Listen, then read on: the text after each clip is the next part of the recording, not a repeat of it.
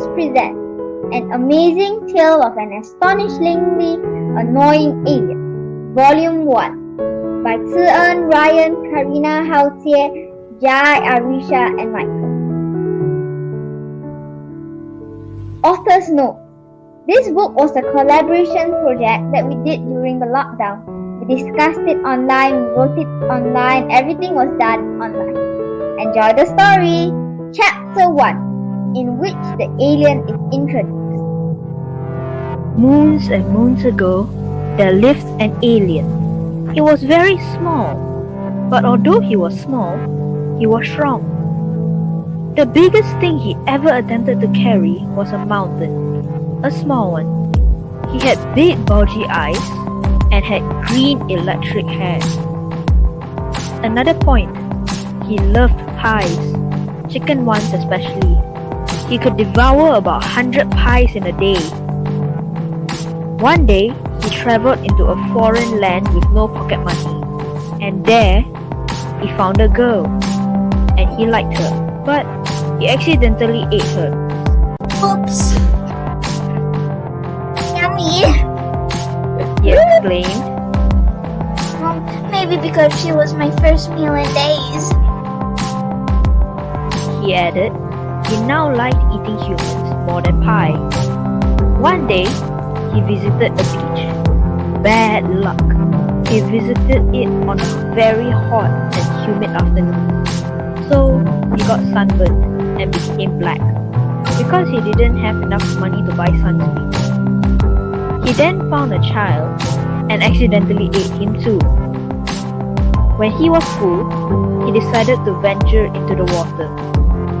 He was quite scared of the water, but he decided that this time it was worth a try.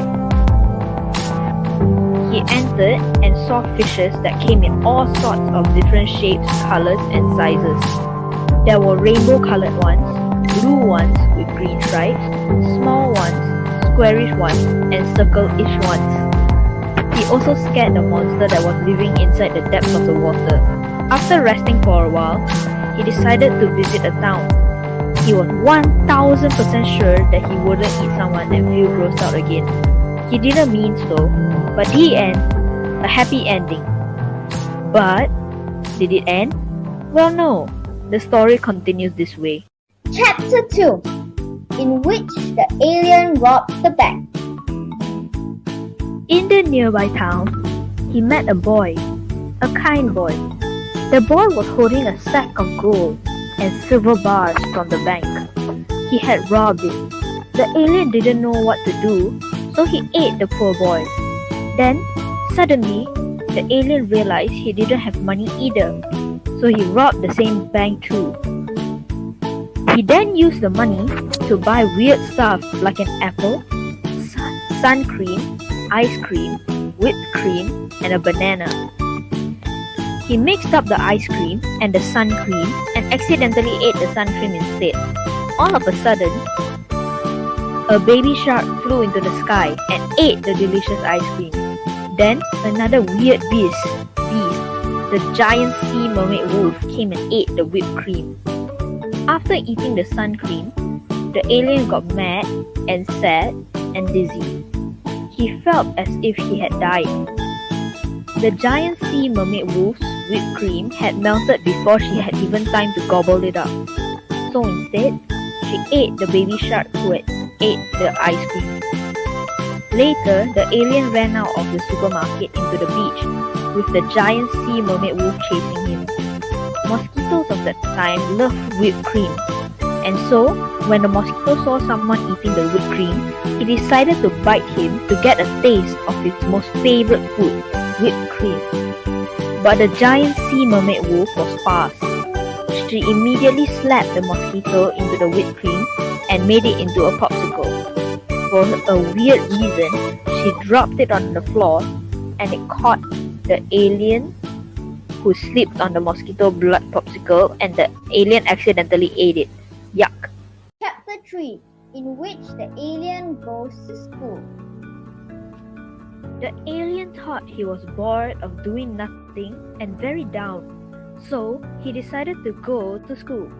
He didn't know that he needed to sign up and so he just walked to school not bringing even a pencil.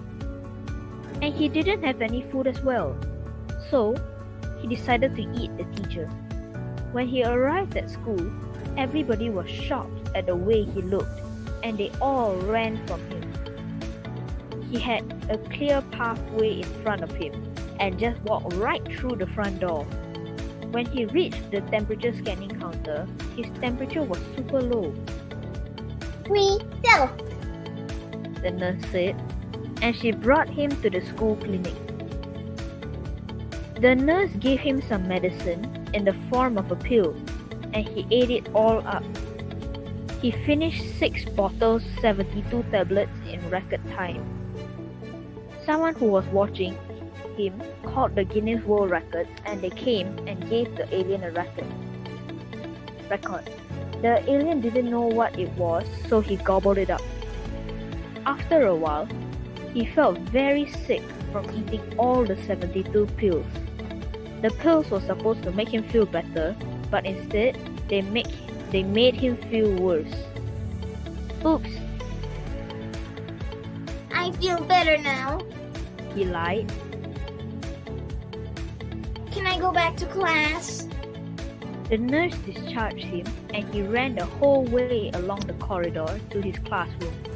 When he entered, the teacher who was teaching got the shock of his life.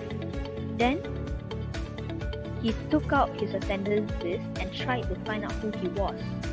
He couldn't find out and soon gave up. The teacher asked him to have a seat in the deserted classroom, and when he sat down, the chair was so small and flimsy that under his weight, it broke into a zillion pieces. He was thrown gruesomely onto the floor, but miraculously, he did not get hurt. The teacher got so mad that he took a car and gave it to the alien to sit on. But the alien's weight still managed to crush the car. So instead, the teacher got him an army tank, and he was not able to crush or break the army tank. The alien was happy that he could sit down without making an impact, but he didn't get to learn anything because no one else was in the classroom, and they were all afraid of him. Chapter 4, in which the alien reads a book. The teacher left the classroom and left the alien in the classroom. The alien decided to make most of his time here. He walked around the classroom picking up this and that and crushing it between his palms. Finally, he saw a book. He picked it up very gently and managed to only crumple the cover. He straightened it out with both of his hands with such force that the book was squashed flat. He then picked up the book and started to read. There was old wrinkled man from Denmark, who had large birthmark on part of his body in the shape of Denmark. When someone asked where he was from, he would just reveal his form, to the utter embarrassment of the spectator. One day, when he was on a voyage, he met an old man who also had a birthmark in the shape of the country that he was from. When he embarked from a ship, he saw a shark in the water. The shark somersaulted in the shape of an arc, and he was just able to catch it. But the shark had made a ginormous hole in his arc, and it was sinking. Just as he was about to take his last breaths into a watery grave, a red and gold suit of armor washed over his head. The old man gasped. It was the legendary Iron Man, aka Tony Stark. It was obvious it was him because of the signature suit. Then a lark came swooping down and pecked off the end of his backpack. His backpack, which he had since he was 6 years old, therefore very old, shot out a spark, and all the continents fell into the sea. One of which was a diorama of the park in his hometown. They met their fate at the bottom of the sea. The fate is unknown. After the alien finished the story, A letter then flew through the open window. Chapter 5, in which the alien experiences modern life. Housewarming ceremony. The alien was invited to a housewarming ceremony by a city woman who he doesn't know. The only thing he knew was that she was a human, and that humans, females especially, were very tasty, but he decided not to eat her. Yes, he learned to hold in his craving for human meat. So, he didn't know that there was food there in the ceremony. He didn't know that there was ceremony, games, etc. He slowly walked into the house with a blood-stained t-shirt. The woman had the shock of her life. He screamed. He didn't know what to make of this idiocy. The woman then took it as a joke as the alien looked on dumbly towards her. What is the meaning of this? She then asked curiously. He stared moronically. Oh! The woman's knees ran in. The girl blinked curiously at the alien's blood-stained shirt. Cool Halloween costume. She giggled. Pity it isn't Halloween. She continued. You would have scared all the kids, especially the bullies. The ceremony started and he joined it by crushing people's hands by holding them too hard, finishing all the food in one big gulp, destroying the backyard with its fists, ugly feet, and stealing children away, threatening to eat them if they do not follow his wishes. Hands up, police! A voice shouted. The alien broke his promise for the 5th time and ate the policeman, much to the dismay of the passerby. I have decided that policemen taste better than an average human. Chapter 6, in which the alien eats McDonald's. I am getting rather bored of eating humans. I will try this fast food they keep talking about. The alien, however, didn't know the directions to get to McDonald's, so he took a cab. Halfway through the ride, the car ran out of gas, so he had to wait. What are you stopping for? The alien protested, We're running out of gas. yelled the cab driver. You see, the alien does not know the principles of mechanics, and he was rather bewildered. What is gas? Asked the alien. Cars run on it. The alien took that statement quite literally and ran the car into a puddle of gas. The car slipped into a ditch and they were stuck in a mangrove forest behind it. What are you doing? The driver screeched. Said cars run on it. The alien retorted.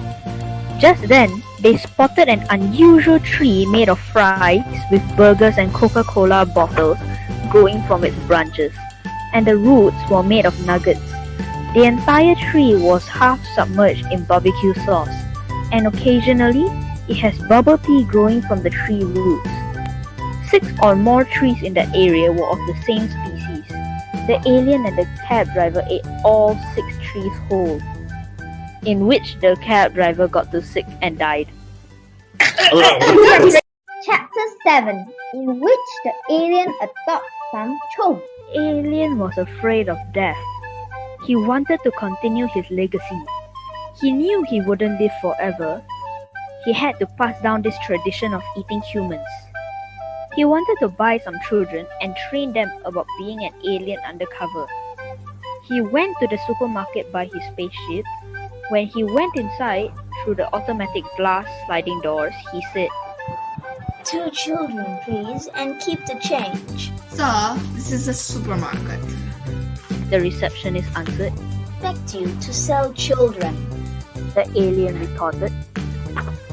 Selling children is absurd. And even if you do walk out of here with 2 children, I shall call the police and have you arrested immediately. Now look here. The alien growled. No, you look. I shall call the police now. The receptionist threatened. So what? The alien bit back. I'll swallow you whole. The receptionist looked sick with disgust. You wouldn't dare to eat me alive, you gross fart. Oh, yes, I would. The alien spat back. And I'll eat the policeman too. Hey, you! Back away from the lady! The policeman ran down the stairs, wielding guns, clubs, tasers, and even a cannon of mass destruction. The alien scowled. I should have gone to the orphanage instead. He muttered. Then, he blasted the shop window and fled. When he entered the orphanage, he had shapeshifted himself into a casual-looking young man in his 30s. What can I do for you today, sir? The receptionist asked sweetly. The alien thought she was much nicer than the other receptionists. Ah, yes, ma'am. I am looking for two sweet, simple, and innocent children. He replied in a crisp accent. Looks like fate is on your side today, sir. 2 children, age 8 and 10. The 8-year-old girl is called Eva and the 10-year-old boy is Noah. The receptionist snapped the notebook shut. Perfect angels they are, and such sweets. Well, I'm about to turn them into devils. The alien thought wickedly. The receptionist stood up. Follow me. She led him through a wide hallway, past a few bathrooms, into a large deserted living room, and finally into a bedroom. No, scrap that. More like a square room full of beds. I wish the manager could have gotten better rooms. She stated. These rooms are decrepit. Well, they are nothing like what they are going to live in soon. The alien thought wickedly again. It's alright, you don't have to hide. The receptionist called to a seemingly empty room. 2 heads poked out of the large bed in the 4th row. The receptionist smiled brightly. Eva and Noah, meet your new father. And that is how the alien got his slimy hands on the 2 children. Chapter 8, in which the alien raises the children. Alright, The alien said. your names are Tayashi! I will change your names to more alienish names. Noah, your new name is Tortilla. And Ava, you will be named Churchilla. That should be appropriate. But we don't like these names. Screamed the children. You still want to have our names as Noah and Ava? Too bad. Said the alien with a huge and wicked grin. We object. They snapped. You will do as I say. Screamed the alien, his voice louder than Zeus screaming. Or what? The children lashed back. Or your life will end in the worst possible way.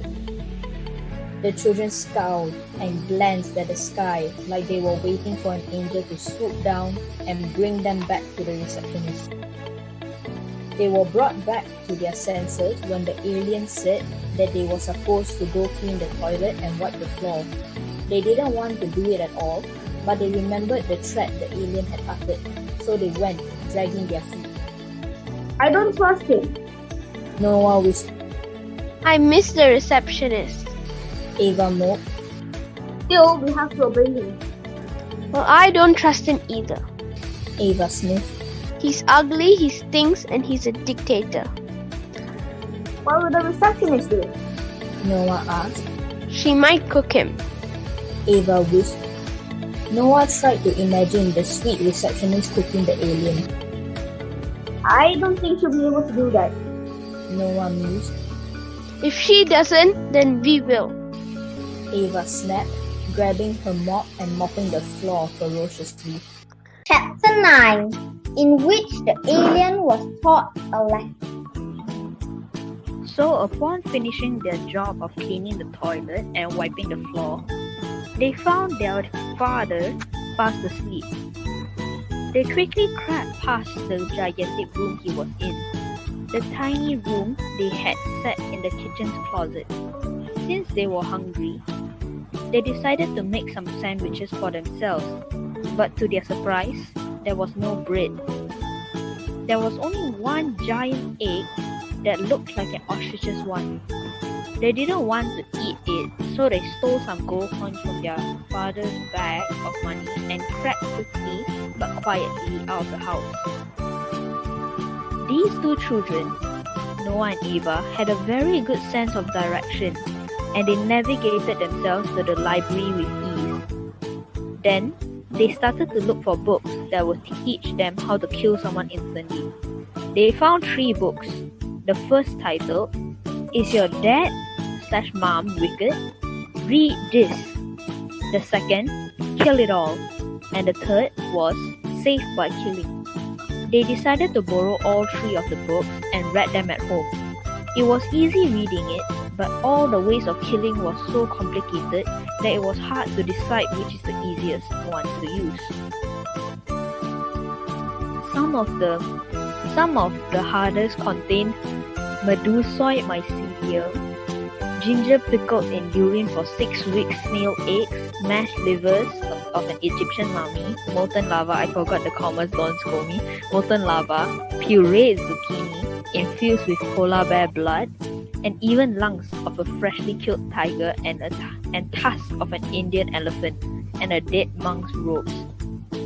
After finding a page whose ingredients they could actually read, they finally decided to use one from the Kill It All book.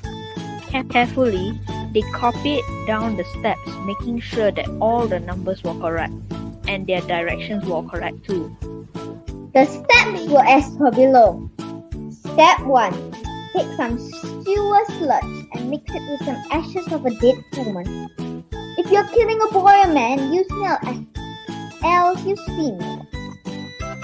Mix it into a smooth paste by stirring it clockwise 6 times and anti-clockwise 5 times. Step 2. Set the paste to dry outside for 24 hours, 4 minutes and 3 seconds precisely. Step 3. When the paste is dry, take some moss, dirty it with cow dung, get 16 millimeters of swamp water and combine it by mixing it 6 times clockwise and 35 times anti-clockwise. Step 4. Gently boil this mixture with the dried paste as fuel for the fire. Step 5. Pour exactly 5 teaspoons of this potion into the person's drinking or bathing water, and he or she will die instantly. After carefully working on the potion for 3 days, it was finally ready. It took 3 days because they are practically in the middle of a city, no swamps there. So Eva had to walk 16 miles just for the water, and Noah, oh, we mustn't forget about him. He had to walk almost 24 miles just for the cow dung and the ashes. Now that was the hardest.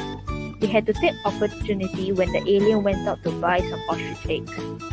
They needed to maneuver the spaceship to India, where they had to sneak into a funeral procession to steal the ashes. When they were done brewing this peculiar potion, they tested it on a spider to see if it worked. After carefully securing the potion in a glass bottle, they ran back to their room right before the alien barged in. You, tortilla. He yelled, whipping his lanky finger at Noah. And you, Churchilla, go and clean the bathroom. I want to take a bath, but it stinks to high heaven. Okay. But we just cleaned it 2 days ago. Noah protested. Yet it still stinks like cow dung, which makes me think. The alien turned his head 360 degrees anti-clockwise. That's someone.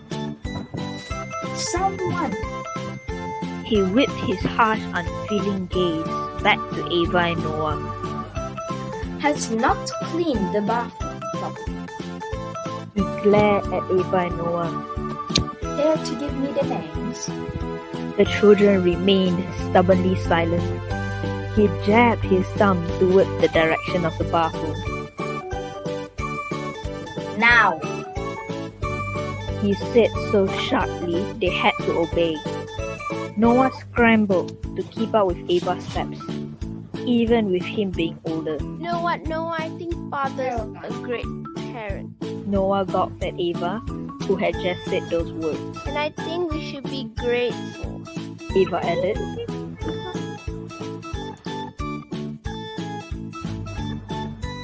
She finished, giving Noah a wink. You're right, Ava. We've been nothing but ungrateful. Noah said, pushing open the bathroom door. Let's prepare father's bath for him, shall we? The alien, overhearing all this, thought that the children were finally coming around. Ava smiled. That's what good children do. Noah echoed, wondering if the receptionist would approve. They set to work immediately, with Noah brushing the sink with the power of a bear, and Ava scrubbing the floor with the power of a Tyrannosaurus Rex. They were motivated by the thought that perhaps in a couple of hours, they will not have to see their father ever again. After making sure the bathroom was spick and span, Noah turned on the faucet for the tub at full blast. The alien, hearing the splashes inside, called out, What do you think you're doing? We are preparing your bath, father. Noah yelled over the splashes of the water. Then Ava gasped. We don't have teaspoons. Noah went white, so white that Ava thought he was going to faint. I'm going to get some, don't worry. Ava said, bracing herself for loads of thinking. The kitchen and the bathroom were on opposite sides. Okay, so quickly jump towards the dresser and swift roll through and then... Her thoughts were cut off when she heard the alien's voice. Why are you two taking so long? She could hear Noah spluttering, trying to think of a good excuse. She glanced at a tennis ball right beside her foot. A thought came into her mind, and so she did it. Grab the ball and aim. Aim for what? His head? No, this ball's too soft for that. She whipped her eyes around her environment. She kept searching until her eyes landed on an ornamental, traditional, very expensive-looking vase. She didn't think, she just acted, whipping her arm back, giving a hard, swift throw towards it. Ava sprinted for the kitchen, grabbing all the spoons, tablespoons, teaspoons, etc., before tiptoeing behind the alien and back into the bathroom and locking the door. Did you get it? Noah's anxious question stood out. Obviously. Ava rebutted. Now hold the bottle, tip it gently. Yes, 1, check 2, check 3. Hurry up, you nincompoops! I've been waiting for a very long time. The alien thundered from outside. In 3 seconds, I'll blast this door open. Quickly! Ava hissed. 4 and 5. 1. The alien roared, with Noah hurriedly tipping the bottle. He and Ava got it done in a flash. Get rid of those. Noah yelled. The Ava quickly swept all the spoons into the bin, and Noah appended all the leftover potion into the sink. The children rushed to the door. The bathroom door crashed open. Ava and Noah stood there breathless. The bath is ready, father. Noah proclaimed. I hope we done well. Ava rasped. The aliens snorted and pushed past them into the bathroom and slammed the door in their face. Quickly! Ava rasped, gasping for breath, crashing through the door, looking for a place where they can back it. Here, over here. Noah called, standing under a tree. How's that going to help us? Ava barked. Noah didn't reply. Instead, he climbed up to the leaves. Come on, Ava. He whispered. Ava didn't waste a moment, getting up the tree. To her surprise, this tree's leaves had been concealing a vent, more specifically the bathroom's vent, providing them a clear view of the alien. Both of them watched as he morphed out of his young man disguise. Both of them held their breath as he glanced in the mirror. Both of them prayed as he stepped towards the tub. Both of them thought of the sweet, kind, loving receptionist as the alien got into the bathtub. Both of them thought of their lives when he sat there in the tub. Tick, tick, tick, tick, tick, tick, and slumped down dead. It worked! They screamed, they shrieked, their treble pitch of cries could be heard miles away. Chapter 10, in which the alien has been vanquished. When they maneuvered the spaceship back to the orphanage, the receptionist had the shock of a life. Pretty soon, the whole world became notified about these two children's great antics. They became billionaires and got the receptionist to quit her job and adopt them. The receptionist became such a good mother that she said she never felt more fulfilled in her life. Ava and Noah never needed to kill anyone again, and they all lived happily ever after. Chapter 11, in which the alien is resurrected. Just kidding. He won't come alive and kill you in the middle of the night. We hope.